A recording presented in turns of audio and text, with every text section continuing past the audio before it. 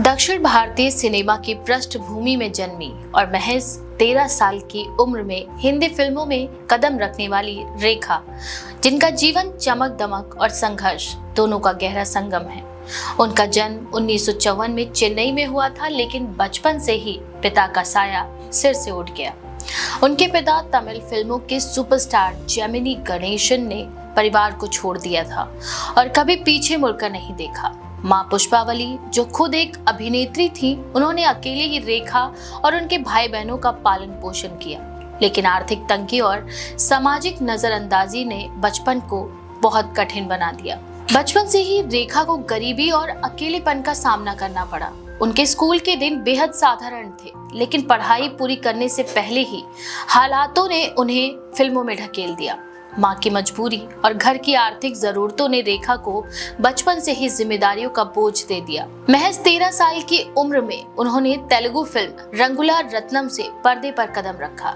ये उनके लिए मजबूरी का सफर था, न कि कोई सुनियोजित सपना। हिंदी फिल्मों में उनका आगमन 1969 में हुआ, लेकिन शुरुआती दिनों में उन्हें रंग रूप को लेकर भेदभाव और अपमान भी झेलना पड़ा। गोरी त्वचा और नुकीले नक्श की अपेक्षाओं वाले इंडस्ट्री मानकों में उनके सांवले रंग पर अक्सर टिप्पणियां भी की जाती थी।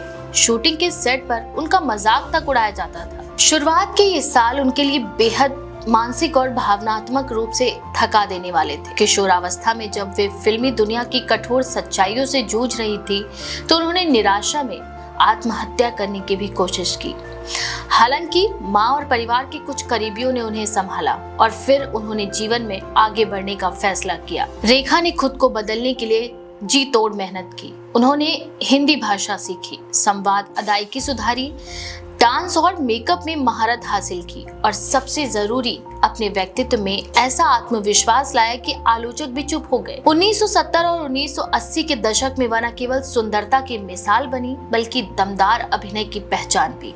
खूबसूरत, उमराव जान, मुकद्दर का सिकंदर, सिलसिला जैसी फिल्मों में उनके काम ने उन्हें अभिनय की ऊंचाइयों तक पहुंचा दिया। लेकिन पेशेवर सफलता के पीछे निजी जीवन में अकेलापन और अफवाहों का सिलसिला हमेशा बना रहा। अमिताभ बच्चन के साथ उनके रिश्तों की चर्चाएं मीडिया में लंबे समय तक छाई रहीं।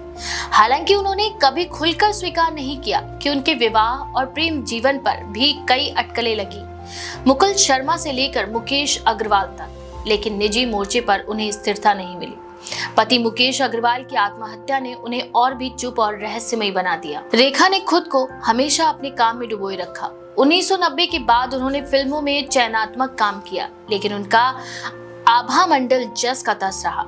वे जहां भी नजर आई, उनकी शख्सियत, परिधान और अंदाज चर्चा का विषय बन गए। इंडस्ट्री में वे मिस्ट्री वुमेन की तरह देखी जाने लगी, एक ऐसी महिला जो जीवन के तमाम तूफानों के बावजूद अपनी गरिमा और आत्मविश्वास बनाए रखती है। आज रेखा सिर्फ एक अभिनेत्री नहीं, बल्कि एक प्रेरणा है उन लोगों के लिए जो विपरीत परिस्थितियों में भी अपनी पहचान बनाने का साहस रखते हैं। उनका जीवन इस बात का प्रमाण है कि कठिनाइयों से भागने के बजाय उनका डटकर सामना करना, उन्हें अपनी ताकत में बदलना। तमिल फिल्मों की उस 13 साल की अनगढ़ लड़की से लेकर हिंदी सिनेमा की उमराव जान तक का उनका सफर भारतीय फिल्म इतिहास के सबसे अद्भुत और प्रेरक अध्यायों में से एक रहा। तो क्या आप भी हैं रेखा के फैन? अगर हाँ, तो अपनी राय कमेंट में जरूर लिखें। ऐसी और भी लेटेस्ट अपडेट्स के लिए देखते रहें द पेज 19।